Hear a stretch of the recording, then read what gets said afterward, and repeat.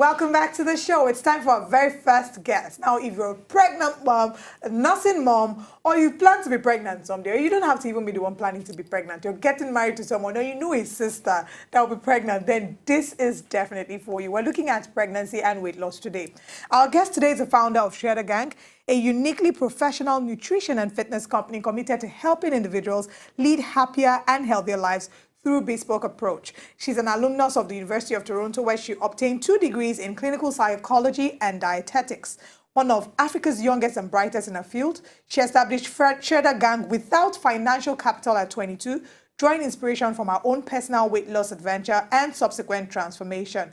She's a well-celebrated expert. She was recognized as one of Nigeria's 100 most inspiring women by Leading Ladies Africa in 2017, amongst her other accolades. Our guest today is none other than Bumi George herself. Thank you so much for joining us. Thank you for joining us. Thank you for having me. Meanwhile, do you see the way we are matching in our dresses? Like we planned it. Great minds do think alike. Good to have you. Thank you for having me. So I think we should start from the origin of Shredder Gang. Okay. You started Shredder Gang without any financial capital. Yes. Tell us about it. Okay, so I had just come out of university, and it wasn't something that I set out to do, but I had lost a total of 55 kg in a 14-month period. And so people just kept calling me, Bumi, could you help me? Mom, my aunties would call me, my mom's friends would call me, friends would call me. And I just thought to myself, you better start charging a fee for this. So there was nothing that I put down. I didn't put down any money to start. It was just my intellectual property, basically, that I just put everything down that I thought on paper. And then I just started charging a little small fee. And then I moved back to Nigeria in 2013. And then I decided that it was time for me to make this a movement. And that's how we started Shredder Gang. You lost 55 kg. 55 kg. I wish we had your before and 14 after months. pictures. Very, very brilliant. Well done. Thank you very much. Thank you very How much. did you do that? Because I did 25 kg in 2 years. I That's could have never have fantastic. imagined doing 55 in 14 months. 14 months. Wow. Yeah, Take us so- through your steps. Okay, so it wasn't easy. It wasn't easy at all. I mean, I just changed my diet. I worked out sometimes 7 times a week, almost every day. Sometimes, mostly almost every day, and then it just came off. It just came off, and I was young. I mean, I was younger. Again, age is a big factor that plays in weight loss as well. So the older you are, the harder it is for you to lose weight. And then I was young. I was about 21, and so for me, the weight just kept falling off every week. I think the first week I lost like 10 kg in the first week, but then again I was 130 kilograms, and then the week after, every week, I was losing weight. I did get the times when I fell off the wagon, but really for not more than a week, and then I just lost everything. Okay, so let's look at the lifestyle changes that you experienced before and after weight loss. Okay. Some people are of the view, now we're beginning to see the movement for weight loss, but Yes. some people still don't see the need. They're telling you it's okay to have flesh and all that. And this is not to attack anybody who decides that they want to retain their flesh. However, there's some lifestyle modifications that you experienced before and after your weight loss journey. Can you lead us through some of them? Okay, so before I lost weight, I was actually pre-diabetic. So I come from a family who, diabetes runs in our family. And for me, I knew that if I didn't change my lifestyle, I would end up like that, exactly like my father and my grandmother who were diabetic.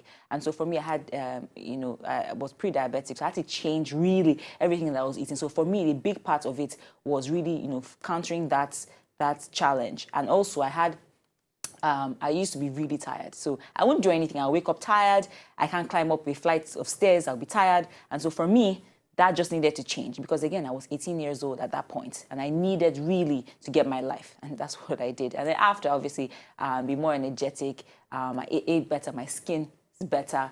Everything about my life is better. I was even darker. I even got light skin. People see my before and after picture and say, oh, she bleached. No, my skin just changed. Right? Because I started putting in my body the things that my body really needed, as opposed to like sugar, processed drinks, processed foods, hyper processed life I was living. And then I stopped all of that. That is so good. Now, Bumi, you also gave birth a year ago, and obviously you were looking insane. So you clapped back well, So what are your hacks as well when it comes to pregnancy and weight loss? How did you manage to control your weight during pregnancy and then also lose any extra pounds that you put on? Okay, So before I actually, when I was pregnant, for me, it's scary because, you've lost 55 kg. You're scared that you're going to gain everything back when you get pregnant. And for me, I actually don't really change my eating habits when I'm pregnant. I eat almost the same way. And then I'm usually sick in the beginning. And then at like 20 weeks, I then start really measuring my food. Because really, there's the myth that you need to eat for two. You know, the mothers tell you, Brilliant. bring the pounded yam, bring everything, eat. The baby needs to eat, you know. And really, in your first trimester, you actually only need an extra 200 to 300 calories. And in your third trimester, you need only about 400 to 500 calories extra, really. So really, if you just have an extra snack in the day, so have your regular 3 meals and have an extra snack, you're good. But I mean, you know, you're being told that you need to eat a lot. So for me, I was very, very strict with my pregnancy. My first pregnancy, I have 2 kids. My first pregnancy, I only gained 8 kg in 40 weeks. And in my second pregnancy, I gained 9 kg in the entire 40 weeks. And I have clients who have gained like 40, 45 kg. I mean, it's really just making sure that and also working out. So I don't work out in the first trimester because, again, I'm very sick. So the second trimester, I just start doing things like, you know, walking, light jogging on the treadmill, aerobics. Really, I do a lot of aerobics and strength training when I'm pregnant. So for me, that keeps my weight. How safe really is it to do It's actually very exercises? safe. But the thing about it is that if you have not been working out before, don't jump and say, you know what, you want to go and start working out when you're pregnant. Really get it clear from your doctor first. If you have never worked out before, you can start with things like walking and light aerobics. But if you're already used to, I was used to a really tough regimen. So I see your regimen on Instagram. I'm like, no, just for you, sis. So for me, it was okay, right? But again, I couldn't actually work at my second pregnancy till I was 20 because I was very sick. And my doctor said, it's a big no. There's no working out for you till you get to, I think that you're safe. Because before that, he didn't think I was safe because I was very sick. So we needed the baby to be fine. And then after that, I was able to then start working out. So getting it clear first. So getting it clear from a doctor is very, very important. And don't just start working out and say, because, you know, I saw this pregnant woman working out on Instagram or somebody jogging in my Etsy and she's pregnant, then you need to go and do it. No, you need to make sure that your doctor is okay. Because everybody and their journey is unique, right? So no two pregnancies are alike. Okay, now let's talk about some of the myths that surround pregnancy, breastfeeding, and weight loss. You've mentioned one, which is the fact that you need to eat for 2. So in Nigeria, once you start to eat a lot as a woman, the next thing people ask, are you pregnant? You know. So what are some of the other myths that are surrounding that surround pregnancy and breastfeeding? We also hear that as well, that when you're breastfeeding, you need to eat more. Yes. So that's another myth, that you need to eat a lot. You don't actually need to eat. And you need to eat everything, but in moderation. So, I mean, if you have, lots of moms will come, they pack you with the ogi, with the oatmeal, and they give you pounded yam and egusi for lunch, and then they give you a truckload of rice for dinner. Really and truly, you actually don't need to be eating that much. You just really need to be eating your regular, moderate meals. And then you need to be drinking a lot of water. So you just need to, for me, what I do is I eat all foods that are high in lactation. So things that will make me lactate. For instance, for breakfast, I'll have either ogi or oatmeal, which is after that, you're actually going to, you know, feel like, you know, there's a letdown in your breast. For that, for lunch, I'll eat anything that's yam, that has, you know, that is, I would say yummy. So yam, boiled yam, fried yam. Or just strictly yam? Just strictly yam. Yam is a high lactation food. So pounded yam, porridge, so things like that. Another thing is amala and ewedu. So if you're lactating, if you're breastfeeding, you need to look for foods that are rich in lactation that will help you boost your milk supply. So things like carrots as well, a smoothie. You can just go online and check different things like, you know, calorie, high lactation foods, and then you just find out everything, and then you start eating that way. So for me, I didn't have to eat a lot because I was eating the foods that will actually increase my breast milk supply. So even for the clients that we have, they find that if they're not hungry and their milk supply is still high. A lot of people, you know, when they want to lose weight, they just start cutting down calories, a lot of calories. But you can't do that because then your milk supply would dwindle. So for us, basically, we just, you know, I always tell people all the time, you need to be eating foods that are rich in lactation. Milk supply. Milk supply. Leila, how long do you plan to breastfeed your child? Oh, I don't know. I'll go by what my sister did. My sister does both breastfeeding and formula, and she did the first 6 months strictly on breastfeeding, and then after the first 6 months, she switched. So she'll be going from formula to breastfeeding, formula to breastfeeding. So I think that's a routine that I might try, but I feel like I could also probably start formula from about 3 months. Okay, so I used to be of the opinion that when I have my baby, I would breastfeed strictly for 3 months and move on in life because my mom breastfed me for 3 months and I didn't turn out really bad. But I've heard several theories when it comes to breastfeeding. Some mothers will tell you that their ability for the body to quickly return to its original state was aided by breastfeeding. How true is it, and how important is breastfeeding really for the baby? What's the recommended number of times or number of months and years that you need to breastfeed your child? Really and truly, people, they say 6 months. really, the exclusive breastfeed. But the thing about it is that not everybody can exclusively breastfeed for 6 months. For my first child, I couldn't do 6 months because he had an allergy.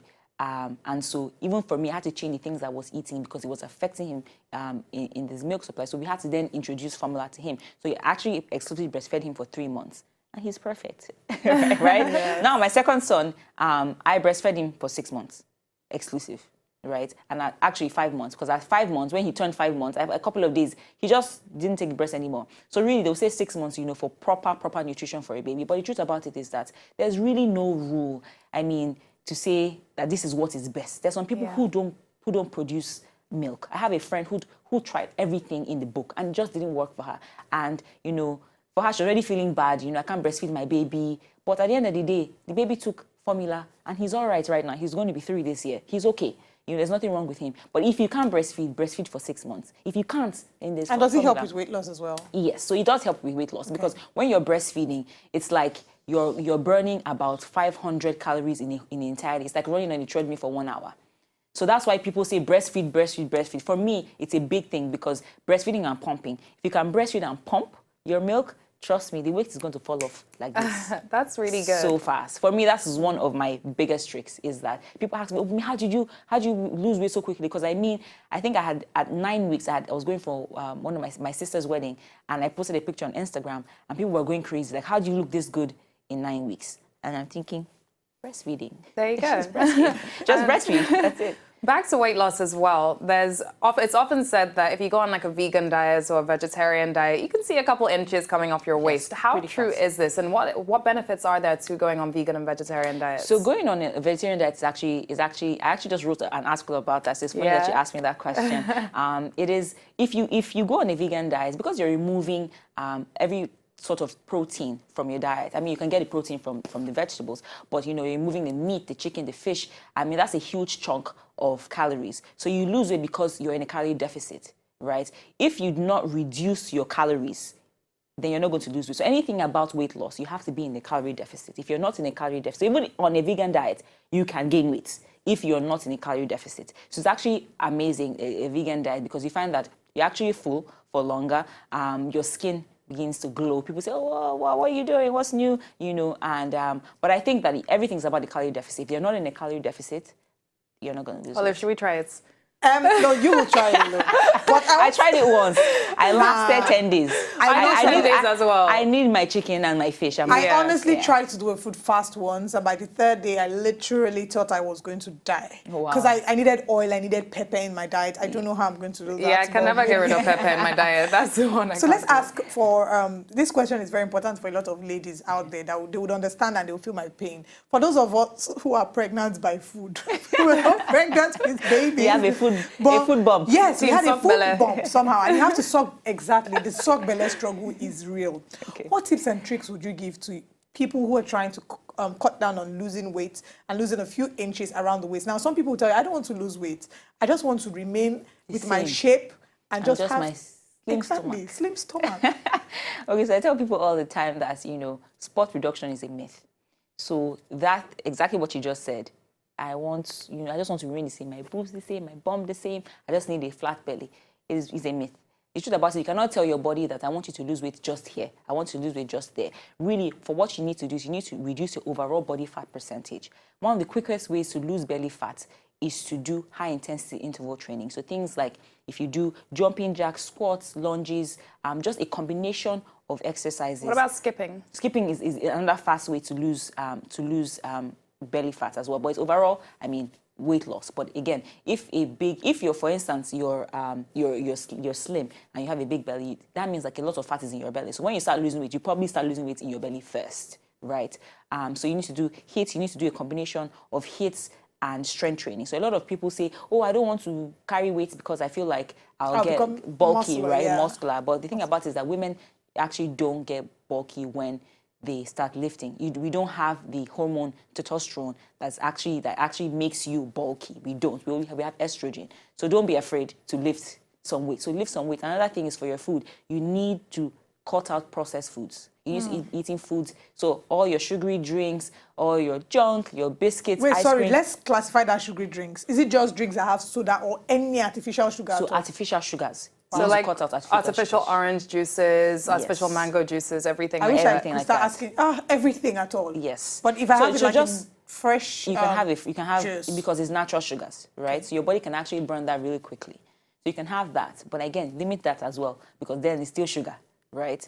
So you need to start eating foods that are rich in fiber as well. So make sure that you're actually eating like a really wholesome meal. For instance, for breakfast, I would say have oatmeal and a boiled egg, right? That will keep you full as opposed to maybe having like and a bottle of hot or, again, mind your snacks. A lot of people do a lot of mindless eating. So they're in traffic, they're driving, they call the person that's selling plantain chips, come. Or they call the person that's selling the sausage roll, come. Call the soft drinks and they're eating a lot of mindless snacking. So you need to really cut down on your snacking and make informed decisions. So a good thing for you to do will be for you to make a meal plan. So make a meal plan and actually food prep for the week.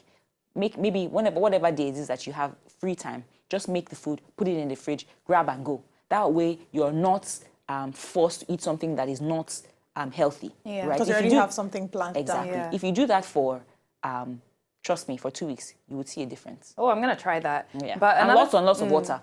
Oh, yes, I'm improving on that. I'm so You're on glad. the right track, Olive. Yes. That's the thing. Olive is really on the right track. Another thing that's often said is that if you have like smaller meals during the day, that's better for you in terms of weight loss than having like 3 big meals during the day. How true is that? The thing about it is, for me, I don't really believe that, right?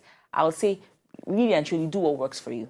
For people, they suppose say, I eat 5 small meals as opposed to saying you eat 3 big meals. The truth about it is all about a calorie deficit. If you're eating 3 big meals and they're even lower than the first 5 meals in calorie-wise, you're still going to lose weight. So really, it's really doing what works best for you. For me, for instance, I have to eat 5 times a day because I'm a snacker. I want to eat breakfast, I want to eat a snack. I want to eat lunch, I want to eat a snack. I want to eat dinner, I want to eat a snack. Because my mouth always has to be moving. And for me, if I say I want to eat 3 meals, I'm going to sabotage my entire diet because I'm just going to eat and overeat. So really doing what works best for you. There's really no cookie cutter approach to weight loss.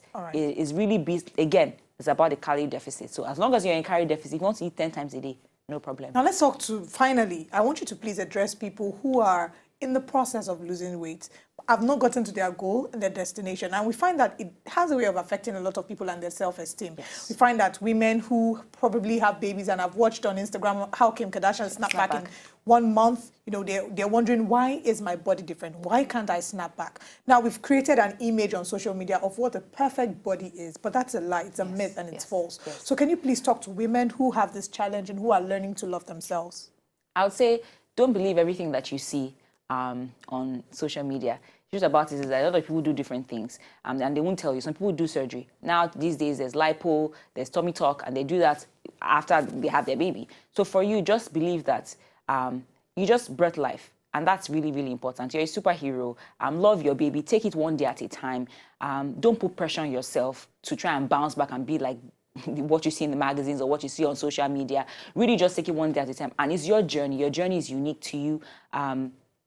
Just eat right, breastfeed your baby, exercise. Try and exercise 4 times a week if you can do that. If you can really get into making your meals yourself and really planning that out, that's fantastic. Really just take it one day at a time. Really and truly, it is a journey. It is not a sprint. It is a marathon. Just try your best every single day. Don't think about the entire journey. Just think about the next step ahead of you. Don't think about, what am I going to eat next week? Think about tomorrow. Think about today. Let next week worry about itself. So just really keep encouraging yourself. And even when you fall, pick yourself back up and keep going, because at the end of the day, we'll make mistakes. It's not about perfection, is about progress. Nice. No perfect way to caption that. It is not about Honestly. perfection. It's about progress. And And it's I'd not like a to add sprint, that it's a marathon. yes, it's not a sprint. It's a marathon. And it's not about speed. It's about endurance. Exactly. So allow yourself, give yourself time to breathe, and understand that a lot of the people you see on Instagram have fantastic apps that they use to reduce their waist and increase their hips.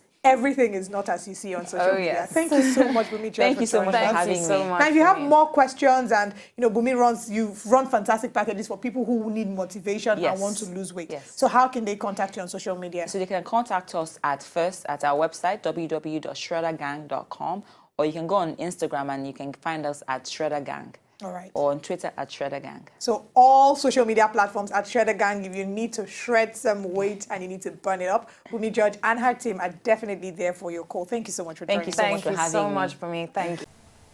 To enjoy more of these our Ogbonge videos when you just watch, press this button to subscribe on top of our YouTube page. You go love her.